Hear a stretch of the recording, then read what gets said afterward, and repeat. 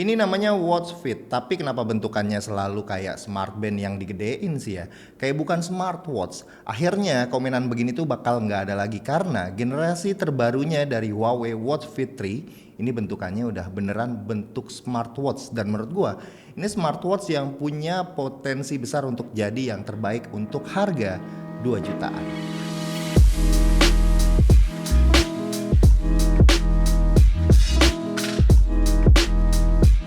Kita mulai dari boxnya, ini warna putih dengan isi dalamannya tuh ada buku manual, kertas garansi, terus ada kabel charger 2 pin dengan port yang USB A. Yes, finally sekarang ini nggak kayak smartband digedein lagi, bentukannya nih udah kotak dengan sudut yang melengkung. Dan fun fact, ini adalah jam kotak pertamanya Huawei, rentang layarnya 1,82 inci dengan 77,4 screen to body ratio.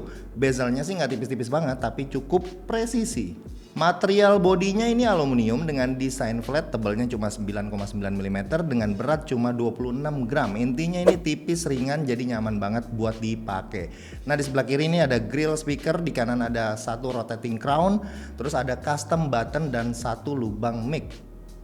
Build quality-nya ini terasa solid banget, kerasa banget premiumnya, apalagi pas nempel di kulit ya. Gue juga mau apresiasi soal kerapian dan kepresisian cuttingannya. Rotating crown dan custom buttonnya juga punya feel yang clicky, yang premium pas ditekan. Dan rotating crownnya nih punya cuttingan yang rapi banget. Ini nice.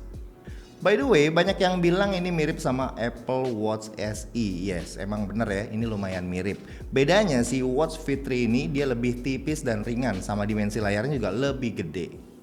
Di bagian bawah ini ada sensor Huawei TrueSync 5.5. Nanti kita bahas lebih lanjut ya. Terus ada 2 pin charger di sini. Strapnya juga punya quick release. Tombolnya ini ada di atasnya karena warnanya sama kayak bodinya, jadi agak samar-samar. Nah, pin strapnya ini bukan yang universal, jadi kalau mau ganti strap nggak boleh sembarangan, harus cari strap yang khusus buat jamnya ini. Gue dapet yang strapnya rubber, build quality-nya bagus, selama pakai ini nggak bikin gatal juga ya di tangan. Ada juga varian yang nilon dan leather. Kompatibilitasnya juga cakep ini ya, support semua platform dan pengetesan ini ya, gue juga pairing ke iPhone. Kalau di Android ini harus install aplikasi Huawei Health dari Huawei App Store dulu biar bekerja dengan sempurna. Nah, buat pairingnya ini tinggal add new device aja di aplikasi Huawei Health, nanti dia bakal scan sendiri atau bisa juga langsung scan QR pas smartwatch-nya baru dinyalain. Abis itu langsung deh cek update OS-nya sekalian. Nah, kalau udah selesai update-nya, gue saranin juga nih buat nyalain semua fitur health monitoring-nya. Pokoknya kita harus maksimalin semua fitur yang ada di jam ini. Nah, abis ini biasanya gue langsung ya cari-cari watch face yang terbaru, yang lebih dinamis dan animated. Awal-awalnya memang belum banyak, tapi biasanya abis launching tuh ya bakalan makin banyak pilihan untuk watch face-nya. Sekarang kita ke bagian layarnya, dia pakai panelnya AMOLED 1,82 inci 480 x 408 pixel. Peak brightness-nya di 1500 nit, jadi nggak akan masalah ya dipakai di bawah terik matahari. Nah, ini juga ada support always on display dan automatic brightness. Ada satu hal kecil yang sebenarnya nggak penting tapi ini gue suka. Pas kita raise layarnya ini cepet banget switch dari mode always on display ke mode normalnya. Dan kebalikannya pas kita balikin lagi tangan kita, dia dengan cepat pindah ke mode always on display-nya, simple tapi menyenangkan.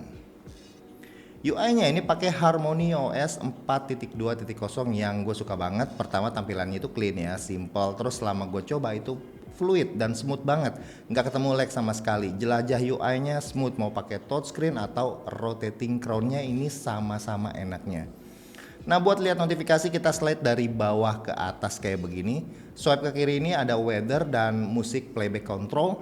Terus kalau swipe dari atas ke bawah ini ada kontrol panelnya, dan kalau swipe ke kanan ini ada cards yang isinya kita bisa atur ya di menu setting custom card. Untuk UI-nya ini menurut gue udah top banget. Untuk health trackingnya ini lumayan lengkap dan udah pakai sensor dan algoritma terbaru mereka, Huawei TrueSync 5.5. Untuk fitur basicnya kayak heart rate, SpO2, dan stress levelnya ini gue set buat aktif 24 jam. Lumayan biar kita notice ya kalau ada yang abnormal, misal heart rate kita nggak teratur atau kadar oksigen yang lagi rendah. Terus juga ada fitur pulse wave arrhythmia analysis. Nah di sini kita intinya ya jam ini bakal alert kita kalau ritme detak jantung kita nggak normal supaya kita aware dan bisa coba untuk periksa. Fitur ini harus diaktifin automatic measurement di menunya. Untuk yang sleep trackingnya ini pakai algoritma terbaru mereka Huawei True Sleep 4.0.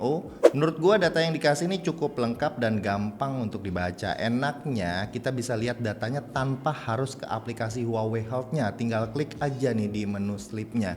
Di sini kita dikasih skor juga seberapa berkualitasnya tidur kita.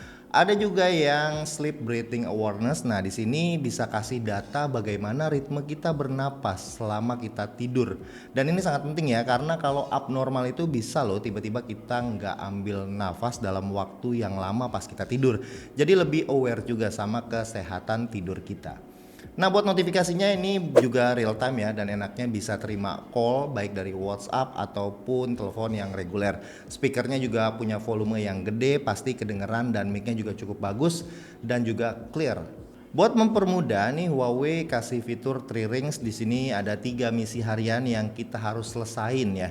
Yang pertama itu langkah kaki, defaultnya adalah 10.000 langkah. Terus kita bisa atur di app Huawei Health, terus kita ke Mi, terus settings dan goals. Yang kedua itu jumlah menit aktivitas yang punya intensitas tinggi. Dan yang ketiga itu adalah active hours atau berapa jam nih kita aktif bergerak. Huawei Watch Fit 3 ini juga punya fitur baru namanya adalah Stay Fit yang berfungsi buat kalori dan weight management. Di sini kita bisa input data berat badan kita dan asupan kalori harian kita. Jadi lebih mudah ya untuk menghitung defisit kalori. Cocok nih buat yang lagi program diet atau lagi bulking dan cutting. Terakhir kita ke soal baterainya. Huawei klaim baterainya bisa tahan 7 hari dengan penggunaan standar atau 10 hari kalau penggunaannya ringan. Gue coba tes ya, buat gua ini yang cukup aktif lari, gue isi full baterainya 100% di hari Sabtu pagi. Ini gue nyalain full always on display dengan notifikasi full gue nyalain juga. Sorenya gue lari keliling komplek nih, pas lari baterainya ada di 92%. BTW jam ini udah dilengkapi dengan single band GPS. Nah waktu dia buat nyari GPS ini cukup cepat ya. Gue lari ini kurang lebih 5 km sekitar 38 menitan. Plus gue ada duduk-duduk santai gitu 10 menitan. Abis lari baterainya berkurang 7% dari 92 ke 85%. Lanjut pas gue mau tidur baterainya sisa 78%, dan pas bangun di hari Minggu pagi baterainya sisa 72%. Gue pakai buat nemenin mejeng di mall seharian, dan pas malam mau tidur itu sisanya 58%. Nah paginya gue coba lari di Ring Road GBK. Di sini buat nyari GPS-nya aja nggak butuh waktu lama ya. Baterainya ada di angka 50%, dan gue lari 5 km selama 37 menit. Baterainya berkurang 6% ke 44%. Jadi gue cukup puas sebenarnya sama performa dari GPS-nya nih di GBK. Cuma ada selisih 100 meter pas gue pindahin ke Strava. Heart rate-nya pun cukup baik, akurat, tapi gue ada notice nih ya, heart rate-nya sedikit miss pas tangan gue full keringetan, tapi nggak beda jauh gitu angkanya, masih aman.